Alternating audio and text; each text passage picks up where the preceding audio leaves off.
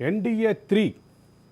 Yeah, welcome to the talk with Arvind Kolli. NDA 3 సమావేశానికి ఈరోజు ఆ సమావేశంలో NDA 3 నేతగా మరోసారి వరుసగా మూడోసారి ప్రధాని మోడీ ఎన్నికైతే ఆ సందర్భంగా ప్రధాని మోడీ కొన్ని కీలకమైనటువంటి వ్యాఖ్యలు చేశారు. కీలకమైనటువంటి వ్యాఖ్యలు చేయడంతో పాటు పవన్ కళ్యాణ్ని ఒక ఉప్పెనలాగా పోల్చారు. ఒక సునామీలాగా, ఒక ఉప్పెనలాగా, ఒక పవర్ఫుల్ పర్సనాలిటీ అని పోల్చారు. అదే సందర్భంలో చంద్రబాబు నాయకత్వంలో ఎన్డీఏ కూటమి ఆంధ్రప్రదేశ్లో సాధించినటువంటి విజయాన్ని కూడా ఆయన ప్రత్యేకంగా అప్రిషియేట్ చేశారు. ఇప్పటికే రాష్ట్రపతిని కలిసి కొద్దిసేపటి క్రితమే రాష్ట్రపతిని కలిసినటువంటి ఎన్డీఏ కూటమి నేతలు ప్రభుత్వ ఏర్పాటుకు ఆహ్వానించమని కోరారు. ఆ ప్రభుత్వం ఏర్పాటు ఆహ్వానం సాంప్రదాయకంగా రావాల్సినటువంటి పరిస్థితి ఉంది. ఆ నేపథ్యంలోనే 9వ తారీఖు సాయంత్రం తాను ప్రమాణ స్వీకారం చేయబోతున్నట్టుగా కొద్దిసేపటి క్రితం రాష్ట్రపతి భవన్ బయట ప్రధాని మాట్లాడుతూ చెప్పారు. ఎన్డీఏ కూటమి యొక్క అధికారం ఒక పక్కన ఈ రకంగా సాగుతుంటే ఆంధ్రప్రదేశ్ రాష్ట్రంలో కూడా ఎన్డీఏ కూటమి యొక్క హవా కొనసాగుతోంది. ఎన్డీఏ కూటమి పాలనా సంస్కరణ దిశగా, పాలనా మార్పుల దిశగా కొన్ని అడుగులు పడినాయి. చీఫ్ సెక్రటరీ జవహర్ రెడ్డిని సెలవుపై వెళ్ళమని ఏదైతే ఆదేశం ఇచ్చిందో ఆ ఆదేశాన్ని పాటిస్తూ ఆయన సెలవులో వెళ్ళారు. ఎటు ఈ నెలాఖరికి ఆయన రిటైర్ కాబోతున్నారు కాబట్టి ఇప్పుడు కీలకంగా ఉన్నటువంటి చీఫ్ సెక్రటరీ పదవిని కూడా నీరబ్ ప్రసాద్కి ఇచ్చి నీరబ్ ప్రసాద్ కూడా ఈరోజు బాధ్యతలు స్వీకరించారు. బాధ్యతలు స్వీకరించిన తర్వాత ఆయన కొన్ని కీలకమైనటువంటి నిర్ణయాలు కూడా తీసుకున్నారు. ఇవన్నీ ఎన్డీఏ కూటమి అధికారంలో చేపట్టబోయే క్రమంలో జరుగుతున్నటువంటి మార్పులుగానే భావించాలి. ఒక పక్క గతంలో చంద్రబాబు మీద కేసులని మొత్తాన్ని విచారించినటువంటి సిట్ కార్యాలయాన్ని మూసేసి పూర్తిగా పోలీసుల ఆధ్వర్యంలో దానికి బందోబస్తు ఏర్పాటు చేశారు. మరోపక్క ఏపీ ఫైబర్ నెట్ కార్యాలయం కూడా ఆంధ్రప్రదేశ్ పోలీసుల అదుపులో ఉంది. అక్కడి నుంచి ఎటువంటి పేపర్ కూడా బయటకు వెళ్ళొద్దు అని చెప్పి క్లియర్ ఆదేశాలు ఉన్నాయి. రాష్ట్ర ప్రభుత్వం, రాష్ట్ర యంత్రాంగం మొత్తం అలర్ట్గా ఉండాలని, ఎక్కడ సాక్ష్యాలని, గత ప్రభుత్వ నిర్ణయాలకు సంబంధించిన సాక్ష్యాలని, డాక్యుమెంట్లని నాశనం చేసే అవకాశం ఇవ్వకుండా పూర్తి స్థాయిలో బందోబస్తు ఉండాలి అంటూ మౌఖిక ఆదేశాలు ఉన్నటువంటి పరిస్థితి. ఇది ఇలా ఉంటే రాష్ట్ర ప్రభుత్వం కొంతమంది ఐఏఎస్ అధికారులని బదిలీ చేసింది. ముఖ్యంగా ముఖ్యమంత్రి కార్యాలయంలో ఉన్నటువంటి 3 అధికారుల్ని బదిలీ చేసి జీఏడీకి రిపోర్టు చేయాలని ఆదేశించింది. ఇక్కడి నుంచి మొదలుపెట్టి రకరకాల అడుగులు ఆంధ్రప్రదేశ్లో పాలనకి సంబంధించినటువంటి అడుగులు ప్రభుత్వం అధికారం చేపట్టక ముందే జరుగుతుంటే మరోపక్క ఎన్డీఏ కూటమి దానికి సంబంధించిన వ్యవహారాలు ఇలా ఉన్నాయి. ఈ అంశాలకు సంబంధించి మనతో మాట్లాడటానికి తెలుగుదేశం పార్టీ అధికార ప్రతినిధి దుర్గాప్రసాద్ ఉన్నారు. మరి కాసేపట్లో కాంగ్రెస్ పార్టీ చిత్తూరు పార్లమెంట్ నుంచి పోటీ చేసినట్టు ఆయన జాయిన్ అయ్యారు. అలాగే సుహాసిని గారు బీజేపీ నుంచి మరి కాసేపట్లో జాయిన్ కాబోతున్నారు. Sir Jagapati garu, welcome to the debate. Durgaprasad garu, welcome to the debate. Yeah, Durgaprasad garu, ఒక పక్క ఎన్డీఏ కూటమిక నాయకుడిగా పూర్తి స్థాయిలో మోడీ బాధ్యతలు తీసుకుంటే ప్రతి అడుగులోనూ ఆయన ఆంధ్రప్రదేశ్ యొక్క ఘన విజయాన్ని, ఆంధ్రప్రదేశ్లో ఎన్డీఏ కూటమి యొక్క ఘన విజయాన్ని, అదే సందర్భంలో చంద్రబాబు, పవన్ కళ్యాణ్ యొక్క నాయకత్వ పటిమని పొగుడుతూ ఆయన మాట్లాడినటువంటి సందర్భం ఉంది. ఈ అంశంపై అసలు మోడీ ఏం మాట్లాడారు ఈరోజు ఎన్డీఏ సమావేశంలో ఒక్కసారి చూసి డిబేట్లోకి వెళ్దాం. ఎన్డీఏ సమావేశంలో మోడీ ఏం మాట్లాడారు, ఆంధ్రప్రదేశ్ యొక్క అభివృద్ధి గురించి, ఆంధ్రప్రదేశ్కి సంబంధించినటువంటి విజయం గురించి, మొత్తం గురించి ఏం మాట్లాడారో ఒకసారి చూద్దాం. या पीसीआर प्ले చేయండి. आंध्र, मैं अभी बाबू को पूछ रहा था, बोले हिस्टोरिकली ये सबसे हाईएस्ट विक्ट्री है. और ये जो यहाँ दिखता है ना पवन, ये पवन नहीं, ये आंधी है.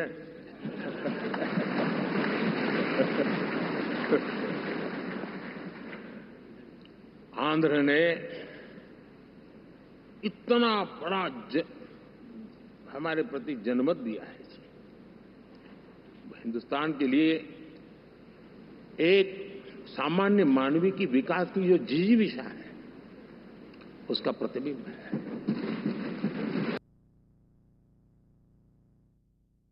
యా అది మోడీ మాట్లాడినట్టు మాట. సుహాసిని గారు వెల్కమ్ అండి. నమస్తే అండి. Yeah thank you. దుర్గాప్రసాద్ గారు, మీరు ముందే చెప్పారు కాసేపే ఉండే అవకాశం ఉంది అని చెప్పి, కాబట్టి ముందు మీతోటే మొదలు పెడదాం. ఎన్డీఏ సమావేశంలో మోడీ మాట్లాడినటువంటి మాటల్ని, చంద్రబాబుని, పవన్ కళ్యాణ్ని పొగడటాన్ని ఎట్లా చూస్తున్నారు? గుడ్ ఈవినింగ్ అరవింద్ గారు. యా గుడ్ ఈవినింగ్ అండి. మొదటిగా ఆంధ్రప్రదేశ్ ప్రజానీకానికి, దేశ ప్రజలందరికీ కూడా ఎన్డీఏ ప్రభుత్వాన్ని కేంద్రంలో అటు ఆంధ్రప్రదేశ్లో స్వాగతించినందుకు అందరికి కూడా పార్టీ తరఫున కృతజ్ఞతలు తెలియజేస్తా ఉన్నాను. ఈరోజు మోడీ గారు మాటలు చూస్తే డెఫినెట్ గా రాబోయే రోజుల్లో ఆంధ్రప్రదేశ్ యొక్క డెవలప్మెంట్ అందరి యొక్క ప్రతిఫలం అని చెప్పి వారు చెప్పకనే చెప్పారు. అందులో ముఖ్యంగా ఎన్డీఏ జట్టు కట్టడం కోసం అని చెప్పి పవన్ కళ్యాణ్ గారు చేసినటువంటి కృషిని కూడా వారు తారీఫ్ చేశారు.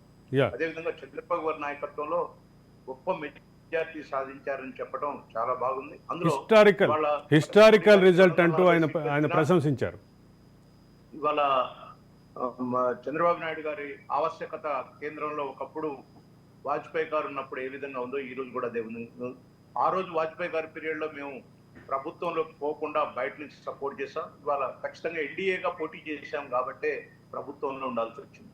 కాబట్టి ప్రభుత్వంలో ఉన్నది కూడా దేశ ప్రజల కోసం, ఆంధ్రప్రదేశ్ ప్రజల కోసం, తెలుగు ప్రజల కోసం, ఈవెన్ తెలంగాణ ప్రజలకు కూడా కావాల్సినటువంటి విషయాలు ఎన్డీఏ ద్వారా మాకున్నటువంటి బలంతో పార్లమెంట్ లో ఖచ్చితంగా తెలంగాణ ప్రజల గురించి కూడా మేము తప్పకుండా మాట్లాడుకుంటాం. మీరు ఆలోచించారు, గతంలో మేము 3 ఎంపీలు ఉన్నప్పటికీ కూడా తెలంగాణ ప్రాంతంలో నీటి వాటాలు వచ్చినప్పుడు ఖచ్చితంగా దాన్ని పరిష్కరించమని చెప్పి దేశంలో ఎన్డీఏ అనేది 3వ ప్రభుత్వం వచ్చినప్పుడు సుస్థిర ప్రభుత్వం, దేశాన్ని పురోగతి చేయడానికి. ఎందుకంటే ఒక విజన్ ఉన్న లీడర్, నిజంగా చంద్రబాబు నాయుడు గారు వారు చెప్పినారు, లీడర్ నాయకత్వం చేసే ఆయన పార్టీతో పాటు విజన్ కూడా ఉండాలి, దేశం మీద విజన్ కూడా ఉండాలి.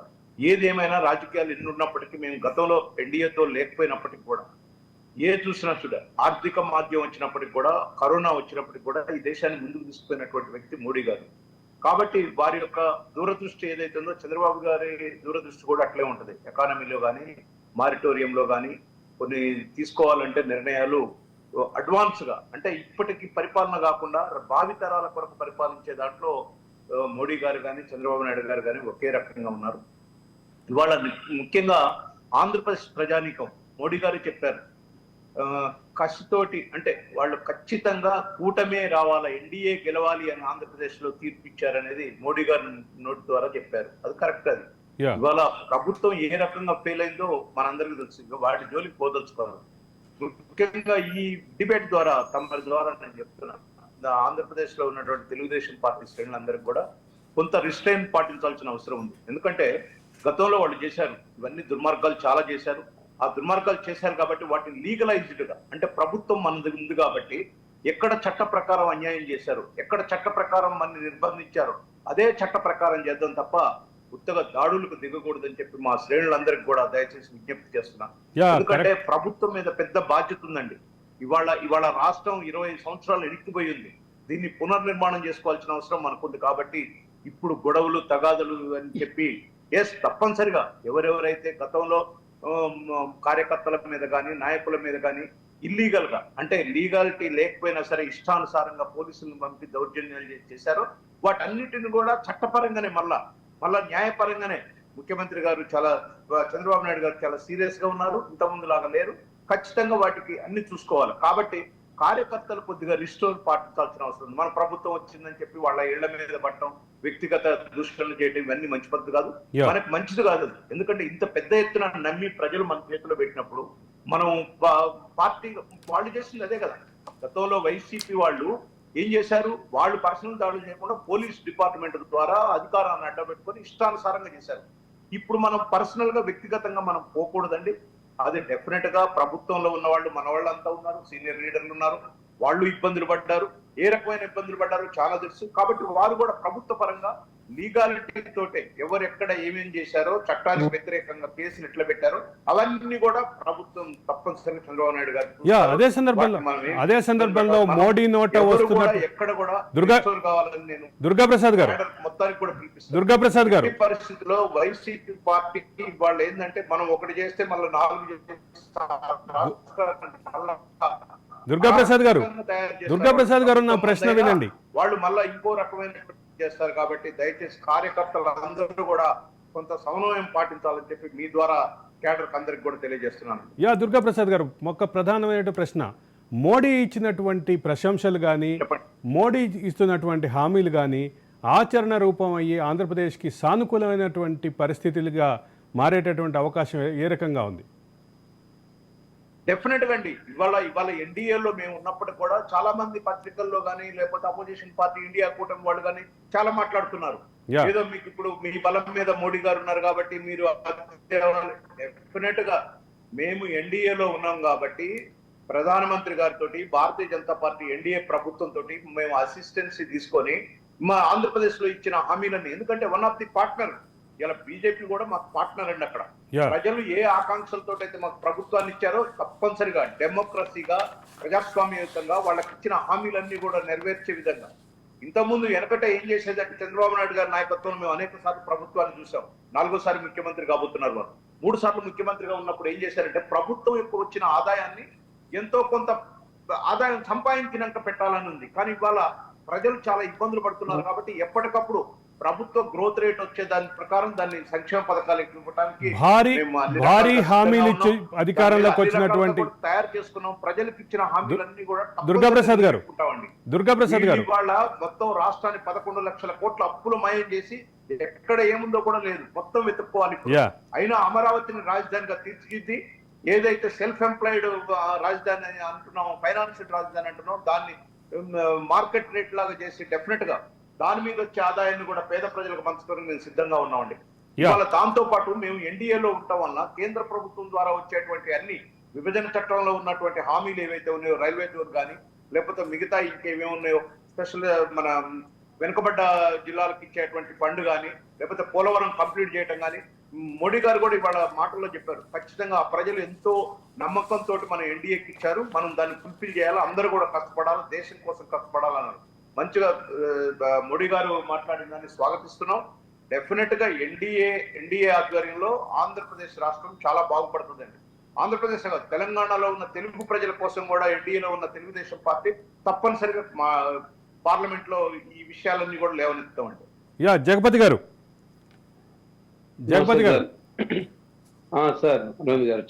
ఒక పక్క ఎన్డీఏకి సంబంధించినటువంటి అప్రతిహాతమైనటువంటి అధికారం కొనసాగుతోంది, రెండో పక్క ఎన్డీఏలో తెలుగు రాష్ట్రమైనటువంటి ఆంధ్రప్రదేశ్ నాయకత్వం, అదే సందర్భంలో ఆంధ్రప్రదేశ్లో కూడా ఎన్డీఏ అధికారంలోకి వచ్చింది. ఈ మొత్తంలో ఆంధ్రప్రదేశ్ కీలకంగా మారింది. ఇప్పుడు ఎన్డీఏ ప్రస్తావన తీసుకొస్తే ఖచ్చితంగా ఆంధ్రప్రదేశ్ ప్రస్తావన లేకుండా నడిచే పరిస్థితి అయితే కనిపించట్లేదు. ఒక కేరళలో ఒక పత్రిక, కేరళకు సంబంధించిన మాతృభూమి అనేటటువంటి పత్రిక ఒక కార్టూన్ వేసింది. ఆ కార్టూన్ కూడా ఒకసారి చూద్దాము. అదే సందర్భంలో ఇక్కడ మొత్తం మీద కీలకంగా ఉన్నటువంటి అంశం ఏంటి, ఇప్పుడు మన స్క్రీన్ మీద ప్లే అవుతోంది ఆ కార్టూన్ కూడా. అంటే బీజేపీకి అండగా నిలబడ్డటువంటి 4 పార్టీలు, ప్రధానంగా ఎన్డీఏలో కొత్తగా వచ్చినటువంటి పార్టీలు ఏ రకంగా నిలబెట్టినాయి అనేటటువంటి దాన్నే కార్టూన్ ఇస్తే దాంట్లో మొదటి ఫోటో చంద్రబాబుదే ఉన్నటువంటి పరిస్థితి. ఎట్లా చూస్తున్నారు మీ ఇండియా కూటమి నుంచి చంద్రబాబు యొక్క, అదే సందర్భంలో ఈ ఎన్డీఏ కూటమి, ఆంధ్రప్రదేశ్ ఎన్డీఏ కూటమి యొక్క భాగస్వామ్యాన్ని ఎట్లా చూస్తున్నారు మీరు? మొదటిగా ప్యానెల్లో ఉన్న ప్రసాద్ అన్న గారికి, సుహాసిని అక్క గారికి నా నమస్కారాలు. సార్, ఈరోజు ఎన్డీఏ కూటమి, మన చంద్రబాబు గారి కూటమి, తెలుగుదేశంతో కలిపిన ఎన్డీఏ కూటమికి ఆంధ్రప్రదేశ్ లో భారీ మెజారిటీ 1 సైడెడ్ గా వచ్చింది. మీరు వెల్కమ్. యాక్చువల్లీ మేము స్వాగతిస్తున్నాం, తప్పకుండా ప్రజా తీర్పుని గౌరవిస్తున్నాం. మా రిక్వెస్ట్ ఏమంటే దీంట్లో ఇప్పుడు జగన్మోహన్ రెడ్డికి ఇదే 150 సీట్లు ఇచ్చి స్వాగతించారు ఆంధ్రప్రదేశ్ ప్రజలు. ఆ రోజు మోడీ గారితో సఖ్యంగా ఉన్న జగన్మోహన్ రెడ్డి గారు విభజన అంశంలో ఒక్క అంశం కూడా మోడీ గారితో మాట్లాడలేకపోయారు. ఒక్కటంటే ఒక్కటి, కనీసం మోడీ గారు చేతుల మీద అమరావతి ఆరంభిస్తే చెంబు నీళ్లు గంగ నీళ్లు చెంబు నీళ్లు ఒక మట్టి ఒక తట్టు తప్పిస్తే మనకు ఒరిగింది ఏం లేదు జగన్మోహన్ రెడ్డి గవర్నమెంట్. దానికి ముందు 2014లో చంద్రబాబు గారు ఉన్నప్పుడు కొద్దిగా గొప్ప లాక్కొని వచ్చారు, ఆయన తీసుకొచ్చారు, ఆయన సాయశక్తిలో ఆయన ప్రయత్నించారు. ఇతను వచ్చిన తర్వాత జగన్మోహన్ గారు దారుణంగా అర్థం కావడం లేదు, సంక్షేమం ఒకటే అని ఆయన కూర్చొని బట్టన్ నొక్కి ఉన్న ఆదాయానికి మొత్తం గండి కొట్టేశాడు. కానీ మా రిక్వెస్ట్ ఏమంటే చంద్రబాబు గారికి, ఆయన ఆపేసిన ఇప్పుడు ఆయన పాపం చేసినాడు, అందుకే 155లో 51 ICS 2 ఒకటి ఇచ్చారు ఆయనకి. దయచేసి మీరు పెద్దవాళ్ళు, ఆల్రెడీ 4 సార్లు మీరు చేశారు, మీరు హైటెక్ సిటీ కట్టే టైంలో మేము కూడా ఎంప్లాయీస్ గా పనిచేసాం. డెఫినెట్ గా ఆయన విజనరీ లీడర్ అనేది నో డౌట్ చంద్రబాబు గారిని. మా భయం ఏమంటే మేము ఇండియా కూటమిలో ఏం వెల్కమ్ చెప్పుకోండి చంద్రబాబు గారి కంటే, ఆంధ్రప్రదేశ్ అనగారిపోయిన మాకంతా మీకే ఎక్కువ బాగా తెలుసు, బాబు గారికే ఎక్కువ తెలుసు, మేమంతా చాలా ఆయన స్కూల్ నుంచి వచ్చిన వాళ్ళు అనుకోండి. కానీ మోడీ గారు ఇప్పుడు 5 ఏళ్ళు ఏం చేస్తారు ఆంధ్రప్రదేశ్ కి? విభజన చట్టంలో ఒకటి చేయలే ఆయన. కనీసం ఆయన అడగలేదని ఆయన ఇవ్వలేదా, లేదా ఆయన ఇవ్వలేదని ఈయన అడగలేదా మాకు తెలియదు. జగన్ గారు అడగలేదేమో మోడీ గారిని, అయ్యా ఇది కావాలని. ఆయన విభజన చట్టంలో ఏమేమి పెట్టారో ఆ రోజు పోలవరం గురించి కావచ్చు, స్పెషల్ జోన్ గురించి కావచ్చు, మన వైజాగ్ రైల్వే జోన్ గురించి కావచ్చు, ఒక్కటి స్పెషల్ స్టేటస్ కావచ్చు, ఏది కానీ ఒక్క అంశం అంటే ఒక్క అంశం మీద 5 ఏళ్ళు ఎవరు నోటు తెలిస్తే వాళ్ళ మీద కేసులు, వాళ్ళ ఎత్తి లోపలేయడం. ఒకటి వెల్కమ్ చెప్తా ఉన్నా, ప్రసాద్ అన్న ఒక మంచి మాట చెప్పాడు, అన్నా నేను మీతో ఏకీభవిస్తున్నా. ఎందుకంటే జగన్ గారి గవర్నమెంట్ వస్తే ఆయన చేసిన పనులు ఇవే. డాక్టర్ సుధాకర్ గారి నుంచి ప్రతి ఒక్కరు పర్సనల్ గా దాడులు చేయడము, హింసించడము, కొట్టడము, దాడులు చేయడము, తెలుగుదేశం పార్టీ ఆఫీసుల మీద రాళ్ళు వేయడము, విజయవాడ ఆఫీసు మంత్రులు కూడా అన్ని ఆఫీసుల మీద గొడవలు చేయడము, ఇవే చేశారు. వాళ్ళేమి పోలీసులు అడ్డం పెట్టుకొని చట్టాన్ని మిస్యూజ్ చేశారు. జగపతి గారు నాకు ఒక చిన్న అనుమానం, జగపతి గారు నాకు ఒక చిన్న అనుమానం. మీరు కూడా పార్లమెంట్ ఎన్నికలలో ఇటీవల జరిగినటువంటి 2024 ఎన్నికల్లో మీరు కూడా కాంగ్రెస్ పార్టీ తరఫున చిత్తూరు అభ్యర్థిగా పోటీ చేసినటువంటి సందర్భంలో మీ ప్రచారంలో ఏ రకమైనటువంటి భావం కనిపించింది ఎన్డీఏ కూటమి పట్ల? కానీ అదే సందర్భంలో ఇండియా కూటమి ఆంధ్రప్రదేశ్లో ప్రభావశీలంగా లేనటువంటి పరిస్థితిలో మరోపక్క మీకు ప్రత్యర్థిగా ఉన్నటువంటి వైసీపీ మీద, ఈ రెండింటి మీద ఏ రకమైనటువంటి భావం అయితే కనిపించింది అనేది ఖచ్చితంగా ఒక అకాడమిక్ సబ్జెక్టే. రెండు డివిజన్ వెరీ క్లియర్ గా చెప్పదలుచుకుంటాను సార్. ఇండియా కూటమి రాహుల్ గాంధీ జోడో యాత్రతో దేదీపమానంగా దాని గ్రాఫ్ వచ్చి దాని లెవెల్ పెరిగింది సార్, నో డౌట్. ఈరోజు ఎవరు ఒప్పుకోకపోయినా అది వాస్తవం. బీజేపీ గ్రాఫ్, మోడీ గారి గ్రాఫ్ కొంతవరకు తగ్గింది, ఇది వాస్తవం. ఈ రోజు చంద్రబాబు గారి అవసరం కూడా అందుకే వచ్చింది, అది వాస్తవం. మేము ప్రచారంలో ఫేస్ చేసింది ఏమంటే ఆంధ్రప్రదేశ్ లో మరీ ముఖ్యంగా టీచర్స్ తో లిక్కరమ్మించారు సార్ చంద్రబాబు గారు, మన జగన్మోహన్ గారు. ఒక టీచర్ పౌరులు తయారు చేసే టీచర్ లో కోవిడ్ టైంలో లిక్కర్ షాపుల దగ్గర డ్యూటీ చేశారు సార్. ఏ ఎంప్లాయీని యాక్సెప్ట్ చేస్తారు ఇది? ఈ రోజు పోస్టల్ బ్యాలెట్ చూస్తారు, అవుట్ అండ్ అవుట్ ఎన్డీఏ కూటమికి 85% వేశారు సార్. మాకేమంటే లోకల్ గా మేము రావడం వల్లనో మాకు ప్రెజెంటేషన్ కొంచెం తక్కువ ఉండడం వల్ల వాళ్ళు ఆలోచించిందంటే ఈసారి బాబు గారు వస్తే ఇక్కడ సరైన ప్రాతినిధ్యం వహిస్తారు, నెక్స్ట్ టైం అంటే కాంగ్రెస్ చూద్దాం మనం అనే రీతిలో ఓటేశారు సార్. ఇది సింగిల్ సైడెడ్ మా 85% votes polled to the NDA కూటమి sir. Complete credit goes to Chandrababu Naidu garu and Pawan Kalyan గారు సార్. మోడీ గారు థర్డ్ ప్లేస్ లో ఉంటుంది సార్, ఇది మా అభిప్రాయం. ఈ రోజు మోడీ కూడా అదే రకమైనటువంటి అభినందనలు చెప్పినటువంటి పరిస్థితి, ఒక హిస్టారికల్ విజయంగా అభివర్ణించారు. అదే సందర్భంలో పవన్ యొక్క వేగాన్ని, పవన్ యొక్క స్పీడ్ని అన్నిటిని కూడా ఆయన అప్రిషియేట్ చేసినటువంటి పరిస్థితి. ఏమంటారు సుహాసిని గారు? అరవింద్ గారు నమస్తే, ప్యానెల్లో ఉన్న పెద్దలందరికీ నమస్కారం, రాజ్ న్యూస్ వీక్షకులకి గుడ్ ఈవినింగ్. చాలా అద్భుతమైన ల్యాండ్ స్లైడ్ అండి, స్వీప్ అనే చెప్పాలి. ఒకటి రియలీ ఒక మ్యాజిక్ కాంబినేషన్ అండి. ఇది మొదట్లో చూసారు ప్రజలు, అప్పుడు ఒకటి డెవలప్మెంట్ కేంద్రం రాష్ట్ర వెంపు ఏ విధంగా ప్రత్యేక దృష్టి పెట్టి చూస్తోంది, ఇదంతా ఉండగా ఇక్కడ ఉన్న విజనరీగా ఏదైతే చంద్రబాబు నాయుడు గారు అనుకుని అందరూ టీడీపీని అనుకున్నారు, అప్పుడు అవుట్ సైడ్ నుంచి సపోర్ట్ చేసిన పవన్ కళ్యాణ్ గారు కొంతవరకు అది చూశారు. సో తర్వాత ఈ 5 సంవత్సరాల పాలనకి విసిగిపోయి ఎక్కడా కూడా అసలు అభివృద్ధి అనేది లేకుండా పూర్తిగా ఈ రకంగా ఒక రివర్స్ గా వెళ్ళిపోవడం, ఒక తిరోగమనం వైపు ఆంధ్రప్రదేశ్ వెళ్ళడం అన్నది చాలా బాధాకరం. ఇక్కడ అందులో ఆంధ్రులు చాలా తెలివైన వాళ్ళు, ప్రపంచం అంతా కూడా ఎవరైనా ఉన్నారు, ఒక బాగా సెటిల్ అయిన వాళ్ళు అండ్ సక్సెస్ అయిన వాళ్ళు ఎవరైనా ఉన్నారు అంటే అక్కడ ఆంధ్రుడు ఉంటాడు. యా సో అదేంటి మన రాష్ట్రం ఈ విధంగా అయిపోతుంది అనే బాధ అందరిలోనూ ఉంది. సో చాలా గుంభనంగా, అందులోనూ విడివిడిగా నిజంగా పోటీ చేయకూడదు.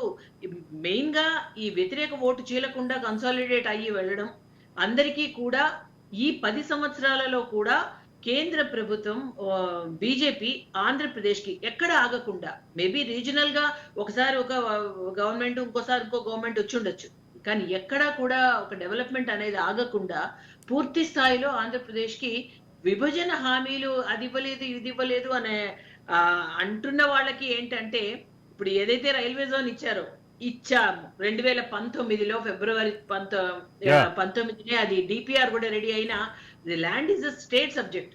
సో అది కూడా ఇక్కడ రాష్ట్ర ప్రభుత్వం ఇవ్వలేకపోయింది, ఇచ్చిన భూమి కూడా అది అనుకూలంగా లేదు. సో ఇప్పుడు పూర్తి స్థాయిలో రైల్వే జోన్ రాబోతోంది. ఇదే కాకుండా జాతీయ సంస్థలు ఏదైతే మేము చెప్పామో చెప్పినవి చెప్పనివి కూడా, విజయనగరంలో గిరిజన విశ్వవిద్యాలయం నుంచి IIM, IIPE, IIFT, IIP, BEL, NIT, ఇంకా సిఐపిఈటి, సిఎస్టిఎస్, ఐఐటిటిఎం, ఐసర్, నాసన్, ఇలా డిఆర్డిఓ అన్ని జిల్లాలకి ఉందండి. మేము కేంద్ర ప్రభుత్వం ఇవ్వడం జరిగింది. స్మార్ట్ సిటీస్ కింద 9,000 కోట్లు 4 సిటీస్, అమృత పథకంలో భాగంగా 33 నగరాల కోసం పూర్తి స్థాయిలో అక్కడ 6,000 కోట్లు. ఇదే కాకుండా స్కిల్ డెవలప్మెంట్, రైతులకి అసలు కేంద్రం ఎక్కడా కూడా ఈ 10 సంవత్సరాల్లో గ్యాప్ లేకుండా, ఇక్కడ రీజనల్ గా ఏదైనా గవర్నమెంట్ గ్యాప్ వచ్చినా సరే కేంద్ర ప్రభుత్వం మాకు అలయన్స్ ఉందా లేదా, ఇక్కడ ఆంధ్రప్రదేశ్ లో మా భాగస్వామ్యం ఉందా లేదా, 1% ఓటు కూడా లేకుండానే మేము ఇన్ని చేశాము అంటే ప్రజలు గమనించారు. ఖచ్చితంగా ఇది ఈసారి భారతీయ జనతా పార్టీ కంటూ ఒక నిర్దిష్టమైన స్పేస్ కనుక మనకి ఇవ్వగలిగితే ఖచ్చితంగా అది ఇంకొంత పరుగులు పెడుతుంది అభివృద్ధి అని. అందులోనూ ఇప్పుడు Bharatiya Janata party, Telugu Desam party and Janasena కూడా కలిసినప్పుడు అపారమైన నమ్మకం వచ్చిందండి. And that is the reason for this landslide victory. అది ఒక అందువల్లే ఈ రోజు మోదీ గారు కూడా చారిత్రాత్మకమైన విజయం ఆంధ్రప్రదేశ్ గురించి ఆయన స్పెసిఫిక్ గా ఈ విషయం చెప్పడం జరిగింది. పవన్ అంటే తుఫాన్ అని కూడా చెప్పారు. వారి వల్ల ఇది ఒకటి భారతీయ జనతా పార్టీని, తెలుగుదేశాన్ని, ఈ కూటమి ఏర్పడడానికి పవన్ గారు చేసిన కృషి ఫలించింది. 100% జనసేన విక్టరీ అండి. అసలు భారతీయ జనతా పార్టీకి 8 అసెంబ్లీ స్థానాలు, 3 పార్లమెంట్ స్థానాలు, అంటే ప్రజలకి మోదీ గారి పైన ఎక్కడా కూడా ఇంకా పెరిగింది తప్ప తగ్గలేదండి. విభజన హామీలన్నీ కూడా నెరవేర్చడానికి కేంద్రం రెడీగా ఉన్నప్పుడు రాష్ట్ర ప్రభుత్వంలో జాప్యం జరుగుతూ వచ్చింది. ఇప్పుడు అది ఉండదు. మొదటి నుంచి మేము ఒకటే అన్నాం, డబుల్ ఇంజన్ సర్కార్ ఎప్పుడైతే వస్తే, కేంద్రంలో ఎన్డీఏ ఉండి రాష్ట్రంలో కూడా ఎన్డీఏ ఉంటే అసలు ఆ అభివృద్ధే వేరు. ఇప్పుడు పరుగులు పెడుతుంది. ఇప్పుడు మనం ఈ స్వర్ణాంధ్రప్రదేశ్ ఏంటి అని మనం చూడబోతున్నాం ఈ 5 సంవత్సరాలలో. పోలవరం ఆల్రెడీ మేము చెప్పాం, సెంట్రల్ ఫండింగ్ 100%. మేము సెంట్రల్ ఫండింగ్ 100% చేస్తామన్నప్పుడు ఈ జాతీయ ప్రాజెక్ట్ ని ఎందుకు ఇక్కడ ఆలస్యం అయింది అని చెప్పి కేంద్ర జలవనరుల శాఖ మంత్రి కూడా వచ్చి చూడడం, షెకావత్ గారు ఎన్నోసార్లు వచ్చి చూడడం జరిగింది. ఇప్పుడు ఆ లేట్ కానీ ఈ ప్రాబ్లమ్స్ ఏమి ఉండకుండా పూర్తి స్థాయిలో పోలవరం ఇప్పుడు ప్రజలకి, ఆంధ్రప్రదేశ్ ప్రజలకి అంకితం చేయడం కూడా జరుగుతుంది. అండ్ అమరావతి విషయంలో మట్టి నీరు అని అంటున్నారండి. అది మన సంస్కృతి సంప్రదాయం మట్టి నీరుతోనే స్టార్ట్ అవుతుంది. అది వెంటనే 2,500 కోట్లు శాంక్షన్ చేశారు ఇమ్మీడియట్లీ. సో అక్కడ ఒక అసెంబ్లీ, ఒక పార్లమెంట్, మినిమం ఒక కోర్ట్, ఒక అక్కడున్న మినిమం ఎమ్యూనిటీస్ కోసం కూడా మేము చేయడం జరిగింది. డ్రైనేజ్ సిస్టమ్ కోసం కూడా 1000 కోట్లు. సో ఇదే కాకుండా వరల్డ్ బ్యాంక్ లోన్ కి పూర్తి స్థాయిలో కేంద్ర ప్రభుత్వం చొరవ చూపించి శాంక్షన్ చేయడానికి వాళ్ళకి మేము ఇవ్వడం జరిగింది. సో ఇవన్నీ కూడా జరుగుతూ ఉండగా మధ్యలో ఈ 5 years ఆఫ్ డిస్టర్బెన్స్ రావడం, ఈ దూరం అవ్వడం, ఇవన్నీ జరిగింది. ఇప్పుడు అన్నిటినీ కూడా సరిదిద్దుకుని పూర్తి స్థాయిలో ఏదైతే మోదీ గారు చెప్పారో తిరుపతిలో, దేశ రాజధానిని తలదన్నే రాజధానిగా ఇప్పుడు అమరావతి రాబోతోంది. డబుల్ ఇంజన్ సర్కార్ అనే మాట, డబుల్ ఇంజన్ సర్కార్ కు ఉండే అడ్వాంటేజెస్, వీటన్నిటికీ సంబంధించినటువంటి చర్చ ఖచ్చితంగా ఈ చర్చలోకి వెళ్దాం. అదే సందర్భంలో డబుల్ ఇంజన్ సర్కార్లో భాగంగా 9వ తారీఖు ప్రధానిగా ప్రమాణ స్వీకారం చేసే, మరోసారి 3వసారి ప్రధానిగా ప్రమాణ స్వీకారం చేసే నరేంద్ర మోడీ 12వ తారీఖు ఎన్డీఏ కూటమి ఆంధ్రప్రదేశ్ ముఖ్యమంత్రిగా ప్రమాణ స్వీకారం చేయబోతున్నటువంటి చంద్రబాబు ప్రమాణ స్వీకారాన్ని కూడా రాబోతున్నారు కాబట్టి ఆ సందర్భంగా ఏ రకమైనటువంటి హామీలు ఇస్తారో, ఏ రకమైనటువంటి అంశాలు వస్తాయి, ఏ రకమైనటువంటి హామీలకి కార్యరూపం వస్తుంది అనేది ఖచ్చితంగా ఇది ఆసక్తికరంగా ఎదురుచూస్తున్న అంశమే. ఈ అంశాలపై చర్చలోకి వెళ్ళే ముందు ఒక చిన్న విరామం, మళ్ళీ మీ దగ్గరికి వస్తాను. ఈ అంశాన్ని ఖచ్చితంగా డిస్కస్ చేద్దాం. డబుల్ ఇంజన్ సర్కార్ వస్తే ఆంధ్రప్రదేశ్కి మంచి రోజులు వస్తాయంటూ నరేంద్ర మోడీతో పాటు కూటమి నేతలంతా చేసినటువంటి ప్రచారం, ప్రచారానికి సంబంధించి ఆచరణ సాధ్య దిశగా వెళుతున్నటువంటి పరిస్థితి. ఒక పక్క ఎన్డీఏ కూటమి సమావేశంలో ఆంధ్రప్రదేశ్లో ఘన విజయాన్ని, ముఖ్యంగా పవన్ కళ్యాణ్ చంద్రబాబు యొక్క నాయకత్వ పటిమని, ఒక పక్క చంద్రబాబు యొక్క విజనరీ ఆలోచనని, మరోపక్క పవన్ కళ్యాణ్ యొక్క దూకుడిని, వీటన్నిటిని ప్రధాని స్వయంగా ప్రశంసిస్తే, ఆ ప్రధానిగా ప్రమాణ స్వీకారం చేసిన తర్వాత ఆంధ్రప్రదేశ్కి రాబోతున్నటువంటి, అమరావతికి రాబోతున్నటువంటి నేపథ్యంలో ఇచ్చినటువంటి హామీల్ని ఏ రకంగా ఆచరణలో తీసుకొస్తారు అనేది ప్రధానంగా ఉన్నటువంటి అంశం. ఈ అంశంపై చర్చలో ఉందాం. మనతో పాటు జగపతి గారు ఉన్నారు. జగపతి గారు, డబుల్ ఇంజన్ సర్కార్ ఫలితాలు ఆంధ్రప్రదేశ్ రాష్ట్రానికి ఈ మోడీ పర్యటనలో ఏ మేరకు వస్తాయని ఇండియా కూటమి భావిస్తోంది? జగపతి గారు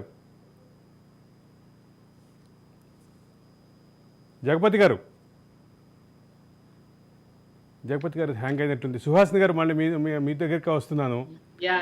ముందుగా అసలు ఆంధ్రప్రదేశ్ ప్రజలకి అభినందనలు, ధన్యవాదాలు తెలియజేస్తున్నామండి. మూడోసారి దిగ్విజయంగా సెంటర్ లో మోదీ గారు మూడవసారి ప్రధానిగా అందరూ ఎన్నుకోవడం, ఎన్డీఏ తరఫున ఒక కన్వీనర్ గా అండ్ ఇప్పుడు దేశ ప్రధానిగా రేపు 9వ తారీఖు వారు ప్రమాణ స్వీకారం చేయబోతున్నారు.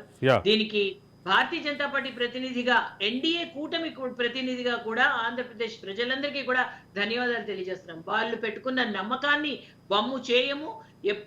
ఎప్పటిలాగానే ఇంకా పూర్తి స్థాయిలో, ఎందుకంటే ఇప్పుడు పూర్తిగా రాష్ట్రంలో కూడా మన ప్రభుత్వమే, అంటే ఈ కూటమి ప్రభుత్వమే ఉంది కాబట్టి రావాల్సిన నిధుల్లో ఎక్కడా జాప్యం లేకుండా, ఎక్కడ ఆటంకం లేకుండా ప్రతి ప్రాజెక్టు ఏదైతే ఆంధ్రప్రదేశ్ కి కావాలో అది పూర్తి స్థాయిలో ఇక్కడికి తీసుకురావడం జరుగుతుంది.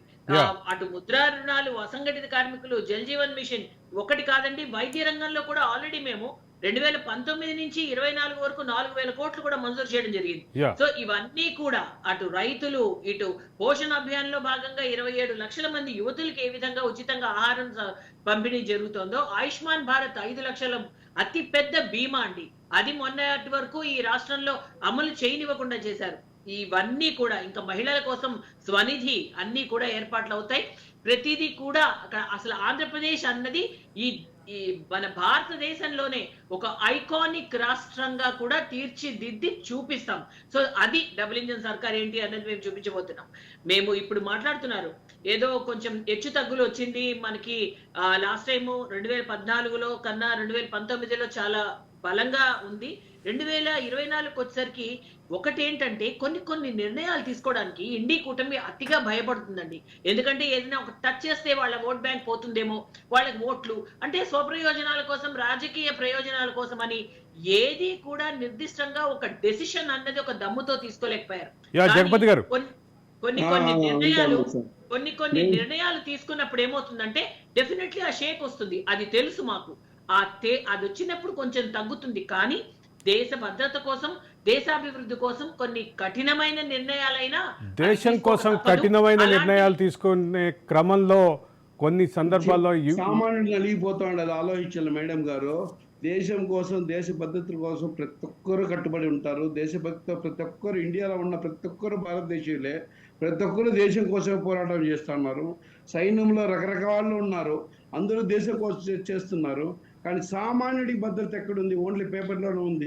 మీరు చెప్పిన ఆయుష్మాన్ ఆంధ్రప్రదేశ్ ఎంతవరకు ఇంప్లిమెంట్ అయింది? సెంట్రల్ గవర్నమెంట్ కనీసం జగన్ గారిని అడిగే ఛాయలు ఇప్పుడు వెళ్ళలేదు.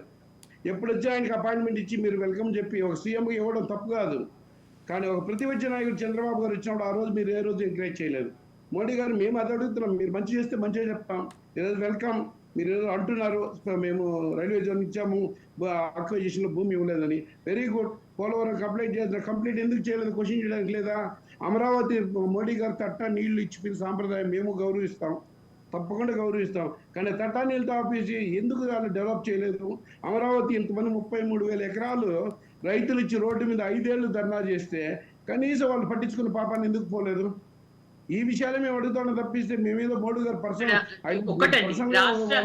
అవసరం మాకు లేదు. ప్రభుత్వంగా పెద్దన్నయ్య పాత్రలో ఉండే సెంట్రల్ గవర్నమెంట్ ఏం చేస్తా ఉంది? కనీసం వాళ్ళు సర్వీస్ అడిగే ఇది కూడా లేదా? ఈ రోజు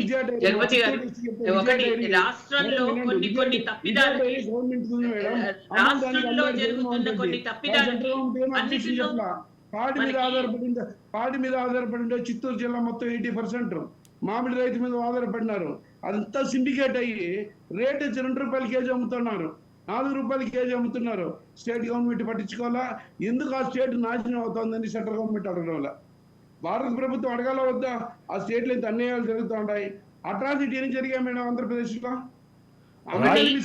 రాజ్యాంగ పరంగా రాష్ట్రానికి ఉండే కొన్ని ప్రత్యేక హక్కులలో కేంద్ర ప్రభుత్వం జోక్యం చేసుకోలేని పరిస్థితి ఉంటది. ఒక లిమిట్ ఉంటుంది సార్. జోక్యానికి ఒక పరిధి ఉంటది కదా. ఈ రోజు 30,000 మంది హోంశాఖ నుంచి ఒక స్టేట్మెంట్ లేదు ఈ స్టేట్ ఇట్లా అవుతోందని. మీరు చెప్పేది వాళ్ళు మంచి చేసినా మేము మంచి అంటాడు. ఐఐటీలు ఇచ్చారు, వెల్కమ్, మేము కాదనలేదు. ఇన్ఫ్రాస్ట్రక్చర్ డెవలప్ చేశారు, వెల్కమ్, మేము కావదనడం లేదు. ఈ రోజు చంద్రబాబు నాయుడు గారు మేము ఎందుకు ప్రైజ్ చేస్తున్నాం? సీసీటీవీ తెచ్చారు, కొన్ని రెగ్యులైజేషన్ చేశారు, సిస్టమేటిక్గా డ్రైవ్ చేశాడు ఆయన. కాదు కొన్ని పొరపాట్లు ఉండొచ్చు, 10 మందికి చేసినప్పుడు మేము కూడా అగ్రీ అవుతాం. ఈ రోజు ఇంత పెద్ద ఎత్తున వాళ్ళు మాకు చేయడానికి రీజన్ ఏమి? మీరంతా బాగా చేస్తే మాకు ఎందుకు ఓట్లేస్తారు? ఈ రోజు నేను 8 రోజులు ఎంపీలు పెడితే 30,000 పైచీలకు వేశారు, 88 days. రీజన్ ఏమంటే సెంట్రల్ గవర్నమెంట్ అది ఎందుకు జగన్మోహన్ రెడ్డితో నేను లాలుచని అన్న కానీ అవార్డ్స్ మన రాష్ట్ర ప్రధాని కాబట్టి, మన దేశ ప్రధాని కాబట్టి మనం గౌరవించుకోవాలా. కానీ సెంట్రల్ గవర్నమెంట్ ఎందుకు మెత్తగా వైఖరి కనపరిచింది 2019 నుంచి 24 వరకు? ఇది కన్ఫామ్. స్టీల్ ఫ్యాక్టరీ ప్రైవేటీకరణ చేయడానికి ఇంత ప్రయత్నించారు. 8 లక్షల కోట్ల ప్రాపర్టీ, సుమారు 2.5 లక్షల కోట్ల వాల్యూ ఉంటే 5,000కు 10,000కి అమ్మడానికి చూస్తారు. చిత్తూరులో విజయ డైరీని 30కి అమ్మేశాడు జగన్మోహన్ రెడ్డి గారు అమూల్ బ్రాండ్కి, ప్రైవేట్కి. ఒక్క మాట మాట్లాడలేదు ఎవరు. ఇలాంటివంతా జరగకూడదని మేము చంద్రబాబు గారు రిక్వెస్ట్ చేస్తున్నాం. దయచేసి మోడీ గారు చెప్పండి మన స్టేట్ పరిస్థితి. ఇక్కడ మీరు ఒకటి గమనించారో లేదో సుహాసిని గారు, జగపతి గారు కూడా చంద్రబాబు గారిని పొగిడే క్రమంలోనే ఉంది. దాంతో పాటు ఆయన అంటున్న మాట ఏంటంటే గతంలో జరిగినటువంటి పొరపాట్లు, జగన్ పాలనలో జరిగినటువంటి పొరపాట్లు రిపీట్ కాకుండా ఎన్డీఏ కూటమి జాగ్రత్త పడాలి అని ఒక హితవు పలుకుతున్నట్టుగానే కనిపిస్తోంది. ఏమంటారు? మా బాధ ఎందుకంటే పవన్ గారు జిన్నైన్ ఈ రోజు వీరు అప్రియేట్ పవన్ గారు 1 word 1 statement 1 stick ఒక టేబుల్ మీద నిలబెట్టుకొని వాళ్ళకి ఇష్టం ఉన్నా లేకపోయినా జాయిన్ చేసి ఆంధ్రప్రదేశ్ కు ఒక మేలు చేశాడు. ఆ డివిజన్ ఓటు, ఆ అపోజిషన్ ఓటు ఏముందో ఆ వ్యతిరేక ఓటు అంతా ఒకే కూడు కట్టి ఈ రోజు ఎన్డీఏకి ఇంత మెజారిటీ రావడానికి సింహభాగం పవన్ కళ్యాణ్ పనిచేశారు. ఆయన అప్రిషియేట్ చేస్తాను. ఆయన పాలన మేము చూడలేం, ఇంకా డెఫినెట్ గా మంచిగా చేస్తాడని ఒక మంచి ఒపీనియన్ మాకుంది. 2014 నుంచి 19 వరకు ఎన్డీఏ మన తెలుగుదేశం దాదాపు కలిసే ఉన్నది. ఆ రోజు చేసిన ప్రయోజనాల్లో ఎన్నో కొంతవరకు చంద్రబాబు గారు the lead some level. But మరి ఎందుకు రిస్ట్రిక్ట్ చేస్తున్నారు? ఆంధ్రప్రదేశ్ చిన్న చూపు చూస్తున్నారు పెద్దవాళ్ళు. దయచేసి ఆ చిన్న చూపు చూడొద్దని మేము రిక్వెస్ట్ చేస్తున్నాం. మేమే వాళ్ళ మీద కామెంట్ చేయడం లేదు. రిక్వెస్ట్ చేసి మోడీ గారికి 3వ అవకాశం వచ్చింది, పెద్ద ఆయన సంతోషం. ఒకసారి మీరిద్దరు వింటే నేను ఒక లిస్ట్ చదువుతాను. చెప్పండి సుహాసిని గారు. ఇది ఒకటి చాలా వరకు జగపతి గారి దృష్టికి రాలేదనుకుంటా. ఈ కరోనా తర్వాత ప్రతిసారి ఫైనాన్స్ మినిస్టర్ నుంచి అక్కడి నుంచి కూడా ఇది FRBM లిమిట్స్ దాటిపోతోంది అని మేము చెప్పడం జరుగుతోంది. ఇంకొకటి ఏది చాలా మంది అనుకుంటారు ఇక్కడ సరిగా జరగట్లేదు అంటే, కేంద్రము రాష్ట్ర ప్రభుత్వం వేరు, కేంద్ర ప్రభుత్వం వేరు. కేంద్ర ప్రభుత్వం బయట నుంచి ఫెడరల్ స్ట్రక్చర్ లో ఎలా ఉంటుందంటే ప్రతిదీ కూడా రాష్ట్రంలో సీఎం చేయి పట్టుకుని మేము నడిపించమండి, అది తప్పు కూడా. ఇక్కడ మెజారిటీ సీట్స్ తీసుకుని రాష్ట్ర ప్రభుత్వం ఫామ్ అయింది. మేము చూసి మీరు తప్పు చేస్తున్నారు, అది మేము గమనించే ఆయుష్మాన్ భారత్ మేము ప్రత్యేక శ్రద్ధ చూపించి పెట్టాం కాబట్టి మొదటి 3 సంవత్సరాలు రాకపోయినా అట్లీస్ట్ ఒక ఈ సంవత్సరంన్నర నుంచైనా ఇది అమల్లో ఉంది. కాబట్టి ప్రతిదానికి కూడా కేంద్ర ప్రభుత్వమే చేస్తే ఇంకా రాష్ట్ర ప్రభుత్వం ఎందుకండి? సో ఇక్కడ ఏంటంటున్నామంటే రాష్ట్రంలో ఉన్న అవకతవకలకి రాష్ట్ర ప్రభుత్వం మీ బాధ కాదండి, బాధపడుతూ ఒక మూల కూర్చుంటే సరిపోదు. గాడిలో బాధపడుతూ ఒక పెట్టాల్సింది మూల కూర్చుంటే భారత సరిపోదు. ప్రభుత్వం. దానికి ఇప్పుడు అందుకనే కూటమి కట్టాము. బాధపడుతూ ఒక మూల కూర్చుంటే సరిపోదు. ఇప్పుడు అందుకే కూటమి కట్టాము, చేస్తాము, చేసి చూపిస్తాము. ఈ రాష్ట్రంలో జరుగుతున్న అవకతవకలకి కేంద్రాన్ని బాధ్యత చేయడం ఎంతవరకు సబబు? లక్షల కోట్ల అప్పులు చేస్తున్నారు, లిమిట్ దాటిపోతుందని మీరు వార్న్ చేస్తున్నారు తప్పిస్తే జరగకూడదని ఆపలేకపోయినారు. 5 ఏళ్ళు అమరావతి కోసం ధర్నా చేస్తుంటే కనీసం ఒక మాట మాట్లాడలేకపోయారు. ఒక్క మాట అమరావతి రాజధాని స్టాండ్ తీసుకోలేకపోయారు. మన సత్యనారాయణ గారు ఉన్నారు రాష్ట్ర ప్రెసిడెంట్ గా. మన పురంధేశ్వరి గారు వచ్చినాక ఒక స్టేట్మెంట్ ఇచ్చారు అమరావతి రాజధాని అని. మీరు చెప్పేది మొత్తం మీరు సెంట్రల్ గవర్నమెంట్ రూల్ చేస్తున్న స్టేట్ లో నేను చెప్పడం లేదు మేడం. సరే, అది మీకు కొన్ని తెలుసు, కొన్ని తెలియవు. అన్నిటికీ కూడా ఇప్పుడు సమాధానము పూర్తి స్థాయిలో ఏర్పడుతుంది ఆంధ్రప్రదేశ్. అందుకే కదా ఎన్డీఏ కూటమిగా ముందుకు వచ్చాము. ఏది ఏమైనా సరే ఇప్పుడు కట్టడానికి కారణం ఒకటి, మేలు జరగాలని ఇప్పుడు ఈ ఎన్డీఏ కూటమి డబుల్ ఇంజన్ సర్కార్ లో ఆంధ్రప్రదేశ్ లో రాబోతుంది. మాకేమి ఇటువంటి నామోషం లేదు. 3వ సారి గెలిచారు, ప్రజలు ఇచ్చారు అవకాశం, మేము వెల్కమ్ చెప్తా ఉన్నాం. కానీ ఆంధ్రప్రదేశ్ జరిగింది, నేను ఆంధ్ర వాడు కాబట్టి మా జిల్లాలో మా విషయాలు మీ దృష్టికి తీసుకొస్తున్నా ఎంత అన్యాయం జరుగుతుందని. ఒక్క విషయాన్ని ఈ సబ్జెక్ట్ కరెక్ట్ గా ఓవరాల్ గా మీరు చేశారు, నేను లేదనడం లేదు. మీరు ఏమీ చేయలేదని నేను మాట్లాడడం లేదు. ఐఐటీలు ఇచ్చారు, అందరికి ఇచ్చారు, మాకు ఇచ్చారు. మేము అనగానే ఇప్పుడు డివైడ్ అయిపోయి వేస్ట్ గా పడి ఉన్నాం. ఇప్పుడు మమ్మల్ని మీరు ప్రత్యేక దృష్టితో చూడాలనేది ప్రధాని గారికి మేము విన్నవించుకుంటా ఉన్నది. విభిన్నమైన రాష్ట్రాన్ని డెవలప్ అయిన ఆంధ్రప్రదేశ్లో ఇంకో ప్రదేశ్లో తెలంగాణలో కర్ణాటకలో దాన్ని చూడమని చెప్పడం వల్ల విభజన మాకు రాజధాని లేకుండా ఉంది కాబట్టి ప్రతి విషయంలో మీరు అందరితో కాక ప్రత్యేక దృష్టితో మమ్మల్ని చూడాలి. ఇక్కడుండే పరిశ్రమలు కూడా కాపాడాలి. ఇప్పటివరకు చెప్పింది ఏంటి? ప్రత్యేక దృష్టితో ఏమేం చేస్తున్నామో చెప్తున్నాము. ఈ నెల సుహాసిని గారు ఒక్క నిమిషం.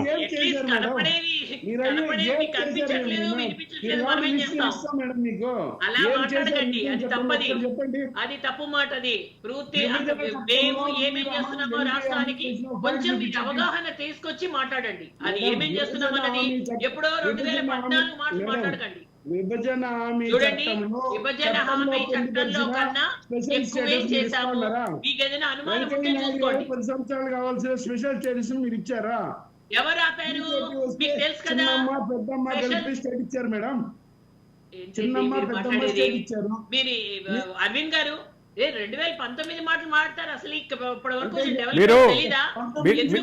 కాదు. ఒకసారి మీరిద్దరు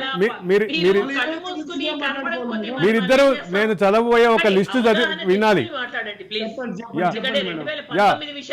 జగపతి గారు మీ ఇద్దరు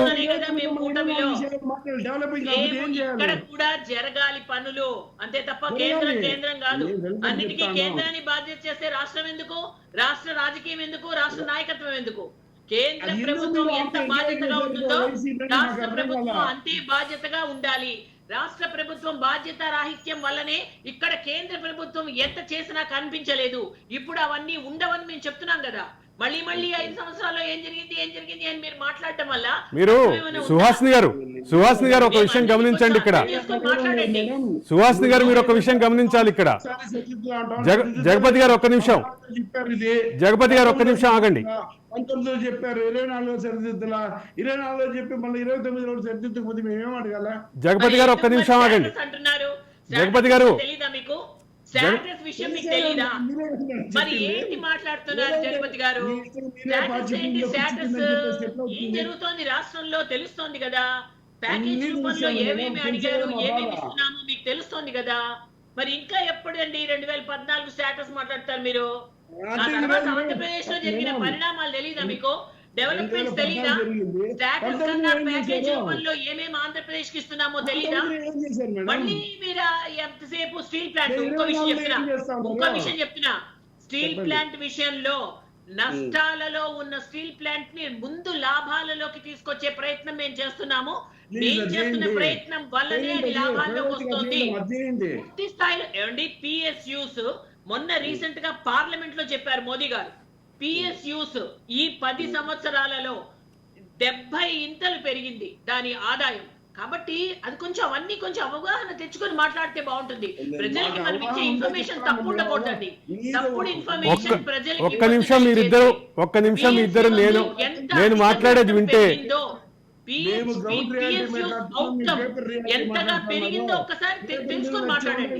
రాజ్యాంగంలో జగపతి గారు, జగపతి గారు ఒక్క నిమిషం, జగపతి గారు ప్లీజ్. నిలబడి మాట్లాడుతున్నాం, మీరు పైన నిలబడి మాట్లాడుతున్నారు, అంతే డిఫరెన్స్. జగపతి గారు ఒక్క నిమిషం ఆగండి. జగపతి గారు ఒక్క నిమిషం వినండి. గ్రౌండ్ రియాలిటీ ఎంత రీచ్ అవుతాడనేది మా బాధ, వేరే ఏమి లేదు మీ మీద మాకు. యా, చెప్పండి. ఈ 12వ తారీఖు ఎన్డీఏ రాష్ట్రంలో ఎన్డీఏ ప్రభుత్వ ప్రమాణ స్వీకారానికి వస్తున్నటువంటి ప్రధాని ముందు రాష్ట్రం ఉంచుతున్నటువంటి అంశాలు ఇది ఖచ్చితంగా అంటే ఒక పక్క 2014 ఆంధ్రప్రదేశ్ పునర్వ్యవస్థీకరణ చట్టం, అదే సందర్భంలో వివిధ అంశాలు, ఇప్పుడు మీరు మాట్లాడిన అంశాలు కానీ ఆవిడ చెప్పిన అంశాలు కానీ వీటి ఆధారంగా మనం జాబితా తయారు చేసాం. ఒకటి, మొదట క్యాపిటల్ విషయంలో క్లారిటీ ఇవ్వాల్సినటువంటి, క్యాపిటల్కి చేయబోయే సహాయం ఏంటి, డబుల్ ఇంజిన్ సర్కార్ ద్వారా క్యాపిటల్కి ఏ రకమైనటువంటి సానుకూలమైన అంశాలు వస్తాయి అనేది ఖచ్చితంగా మోడీ నుంచి క్లారిటీ ఆశిస్తోంది ఆంధ్రప్రదేశ్ అనేది క్లియర్.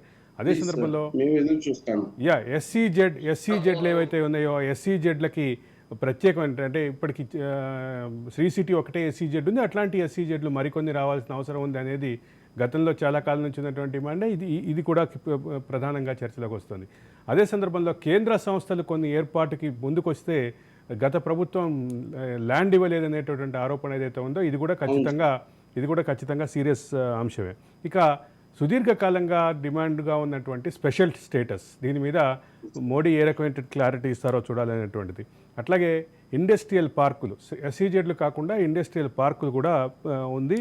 ఇక ఇండస్ట్రియల్ పార్కుల సందర్భంగా ఇండస్ట్రియల్ ఇన్సెంటివ్స్కి సంబంధించి కేంద్రం ఏ రకమైనటువంటి సహాయం అందిస్తుంది అనేది కూడా ప్రధానంగానే కనిపిస్తున్నటువంటి పరిస్థితి.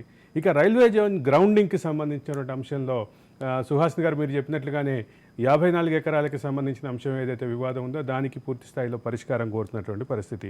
ఇక అర్బన్ డెవలప్మెంట్ మినిస్ట్రీ నుంచి మీరు ఏదైతే అమృత్ పథకాన్ని గతంలో ఇంతకుముందు ఏదైతే ప్రస్తావించారో, అమృత్ పథకంతో పాటు జేఎన్ఎన్ఆర్ఎం అని ఇంతకుముందు ఇంకో పథకం ఉండేది, ఆ పథకాన్ని అమృత్ పథకాన్ని నుంచి వచ్చేటటువంటి అంశంలో క్లారిటీ ఆశిస్తుంది. ఇక కడప స్టీల్ ప్లాంట్కి సంబంధించినటువంటి అంశం ఏదైతే 2014 ఆంధ్రప్రదేశ్ పునర్వ్యవస్థీకరణ చట్టంలో దాని ప్రస్తావన ఉందో దానికి సంబంధించిన అంశం కూడా ప్రధానంగా చర్చలోకి వస్తుంది. ఇక విశాఖ స్టీల్ ప్లాంట్ పరిరక్షణకు సంబంధించిన అంశం, ఇక పోలవరానికి సంబంధించినటువంటి అంశం, పెట్రోలియం కారిడార్కి సంబంధించినటువంటి అంశం, అట్లాగే కోస్టల్ కారిడార్కి సంబంధించినటువంటి అంశం, ఇవన్నీ ప్రధానంగా ఆంధ్రప్రదేశ్ వీటి విషయంలో మోడీ నుంచి ఏం ఆశిస్తోంది, మోడీ ఏ రకంగా డబుల్ ఇంజిన్ సర్కార్ ఫలితాలను అందించబోతున్నారు అనేదే ఇప్పుడు ఆంధ్రప్రదేశ్లో సగటు జీవి మధ్యలో మెదులుతున్నటువంటి ప్రశ్న. వీటన్నిటితో పాటు ఎన్డీఏ కూటమి అధికారంలోకి రావడానికి ఇచ్చినటువంటి సూపర్ 6, ఈ సూపర్ 6కి సంబంధించిన అమలు దిశగా వెళ్లే క్రమంలో ఆంధ్రప్రదేశ్ ప్రభుత్వానికి, ఆంధ్రప్రదేశ్లో ఉన్నటువంటి ఎన్డీఏ ప్రభుత్వానికి కేంద్రంలో ఉన్నటువంటి ఎన్డీఏ ప్రభుత్వం నుంచి ఏ రకమైనటువంటి సాయం వస్తుందనేది ప్రధానమైన అంశం. వీటి మీద ఏమంటారు సుహాసిని గారు? ఒకటి, ఇప్పుడు కంపల్సరీగా ఇప్పుడు నేషనల్ ఇన్ఫ్రాస్ట్రక్చర్ పైప్ లైన్ లో భాగంగా 8,16,000 కోట్లతో 504 ప్రాజెక్ట్స్ ఆల్రెడీ జరుగుతూ ఉన్నాయి. ఇది గత 4 సంవత్సరాలుగా చెప్తున్న విషయం. ఇది కాకుండా industrial corridors and industrial nodes 5 అండి, 5. అదే కాకుండా మెట్టెక్ పార్క్, అంటే ఈ దేశంలో 3 మెట్టెక్ పార్క్ శాంక్షన్ అయితే అందులో ఒకటి కాకినాడ ఆంధ్రప్రదేశ్కి ఇవ్వడం జరిగింది. మనకి ఎందుకు మాట్లాడుతున్నాం అంటే మన్రేగా ఫండ్స్ అండి 2014 నుంచి జస్ట్ 19 లోపలే వెంటనే 55,000 కోట్ల మన్రేగా ఫండ్స్ అండి. ఇది కాకుండా రీసెంట్ గా అమిత్ షా గారు కూడా వచ్చి చెప్పారు మన్రేగా ఫండ్స్ ఆంధ్రప్రదేశ్ లో వినియోగం మీద మరొక వివాదం ఉంది, దానికి సంబంధించి మరోసారి మాట్లాడదాం. ఆంధ్రప్రదేశ్ వాటికి సంబంధించినటువంటి వివాదం ఖచ్చితంగా మన్రేగా ఫండ్స్ని ఏ రకంగా డైవర్ట్ అయినాయి, అదే సందర్భంలో మన్రేగా ఫండ్స్ యొక్క వాడకం, వీటన్నిటి మీద ఒక వివాదం ఉంది, దాని గురించి మరోసారి మాట్లాడదాం. అయితే అది అరవింద్ గారు, ఇది గుడ్ పాయింట్. యాక్చువల్లీ అక్కడి నుంచి వస్తున్న నిధులు ఇలా లీక్ అయిపోయి డైవర్ట్ అయిపోవడం వల్లనే కొన్ని కేంద్రం చేస్తున్నవి రాష్ట్రంలో నిర్దిష్టంగా కనిపించకపోవడానికి కూడా కారణాలు. అన్నిటినీ మనము రాష్ట్రం కూడా అదే లెవెల్లో అందిపుచ్చుకునే ప్రయత్నం చెయ్యాలి. రాష్ట్రంలో ఉన్న నాయకత్వం స్థిరంగా అభివృద్ధి ఉండాలి, మన ఆంధ్రప్రదేశ్ బాగుపడాలి, కేంద్రం ఇచ్చే ప్రతిదీ కూడా మనం ఫోకస్డ్ గా దాన్ని ఇంకా వెల్త్ క్రియేట్ చేసుకోవాలి అన్న ఒక ఆలోచనలో పెంచి పెద్దది చేయాలి, ఆంధ్రప్రదేశ్ ని బాగు చేయాలన్న ఉద్దేశం రాష్ట్ర నాయకత్వానికి కూడా ఉండాలి. ఇప్పుడు మేము అదే అంటున్నాం, ఇప్పుడు కేంద్ర నాయకత్వం, రాష్ట్ర నాయకత్వం ఎప్పుడైతే ఆ ఒక కూటమిగా వచ్చామో ఇప్పుడు ఈ లూప్ హోల్స్, ఈ లీక్స్ ఫండ్స్ లో కానీ అందులో కానీ అన్ని తొలగిపోతాయి. అది ఆ బాధ్యత అన్నది రెండిటికి ఉంటుందండి. సో మేము అన్నది ఏంటంటే ఏదైతే మేము మాట్లాడామో అది ఖచ్చితంగా పూర్తి స్థాయిలో ఒకసారి అమలయ్యేటట్టు ఇప్పుడు మా సంగతి. సుహాసిని గారు ఒకసారి జగపతి గారి దగ్గరికి వెళ్ళొస్తాను మళ్ళా. జగపతి గారు, నేను చెప్పినటువంటి ఏదైతే జాబితా ఉందో ఇవి కాకుండా మోడీ ముందు మరికొన్ని జాబితా పెట్టేటువంటి అవకాశం ఉందా? సార్, ఏపీలో ఒకటి మేడం గారు చెప్పింది వెల్కమ్ జనరల్గా చెప్తా ఉన్నారు, ఫెంటాస్టిక్. యాక్చువల్లీ వాట్స్ ఈ సేయింగ్ అవి అబ్సల్యూట్లీ ఇంప్లిమెంట్ అవుతే ఎవరు క్వశ్చన్ చేయరు.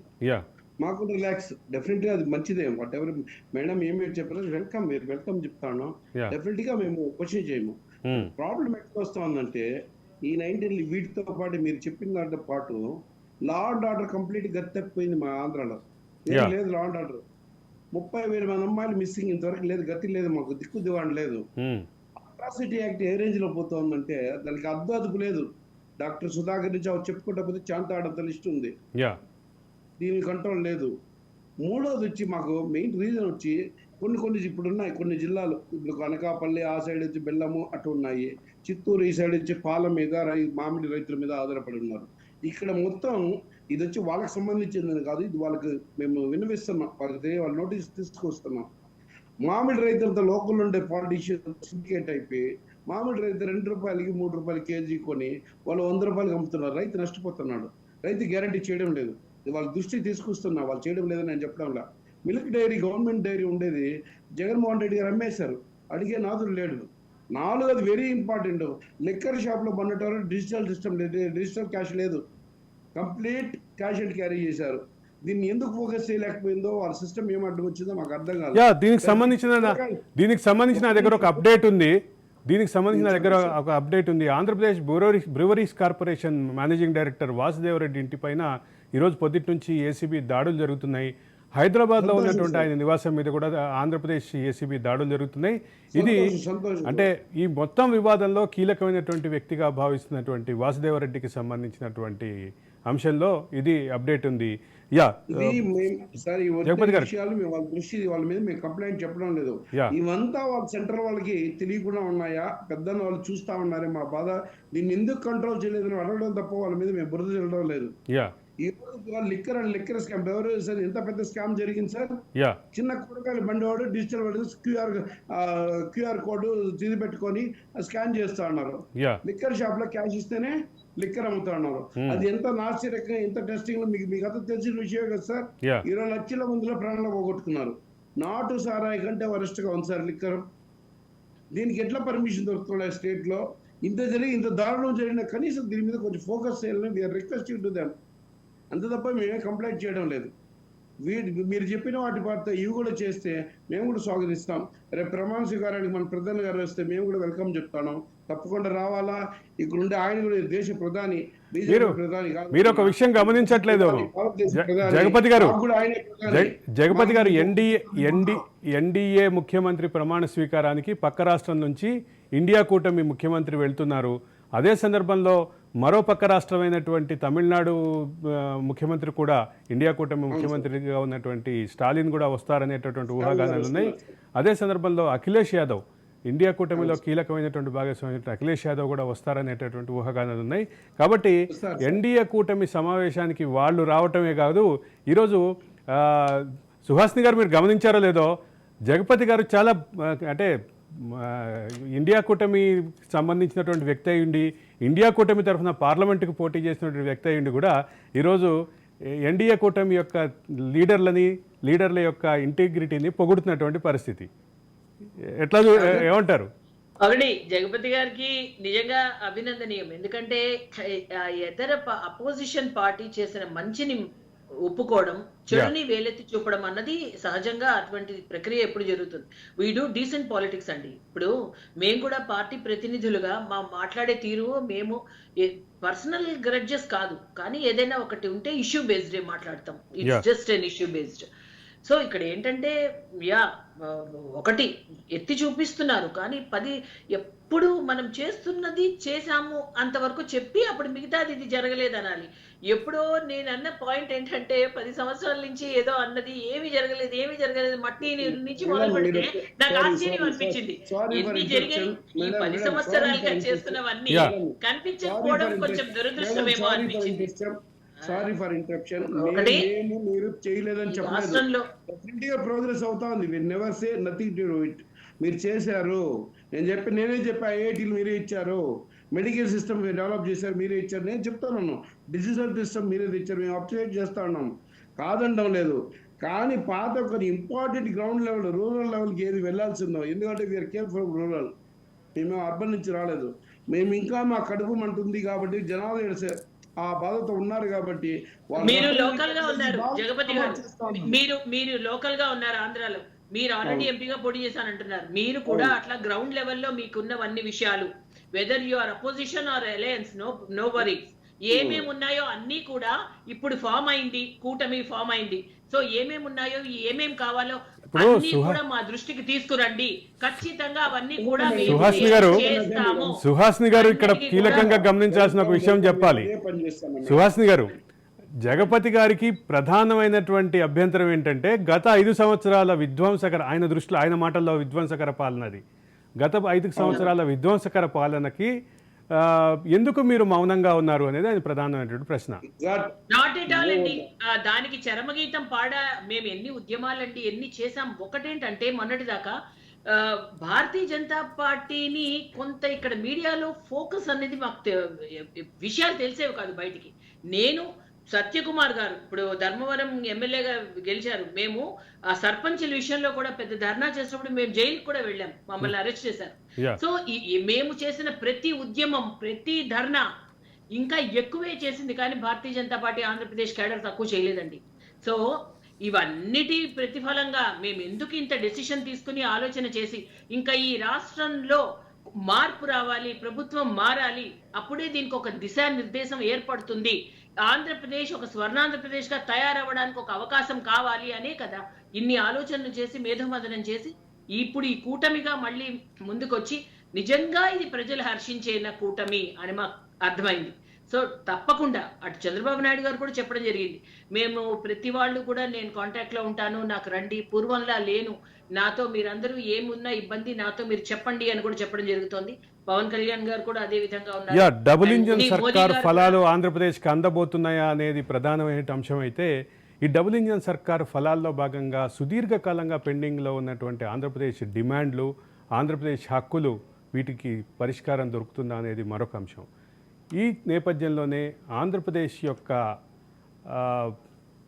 ముఖ్యమంత్రి ప్రమాణ స్వీకారానికి రాబోతున్నటువంటి పెద్దన్న, ఈ మాట ఇండియా కూటమికి చెందినటువంటి జగపతి గారే అన్నారు కాబట్టి, ఆ పెద్దన్న ఆంధ్రప్రదేశ్కి ఏమి వరాలు కురిపించబోతున్నారు, ఏ వరాల జల్లు కురిపించబోతున్నారు అనేదే ప్రధానంగా ఆంధ్రప్రదేశ్ ప్రజానీకం ఎదురు చూస్తున్నటువంటి అంశం.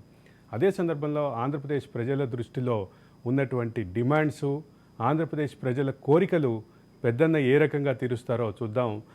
ధన్యవాదాలు సుహాసిని గారు, ధన్యవాదాలు జగపతి గారు. అలాగే మనతోటి డిబేట్లో పాల్గొన్నటువంటి దుర్గాప్రసాద్ గారు, తెలుగుదేశం పార్టీ అధికార ప్రతినిధి దుర్గాప్రసాద్ గారు.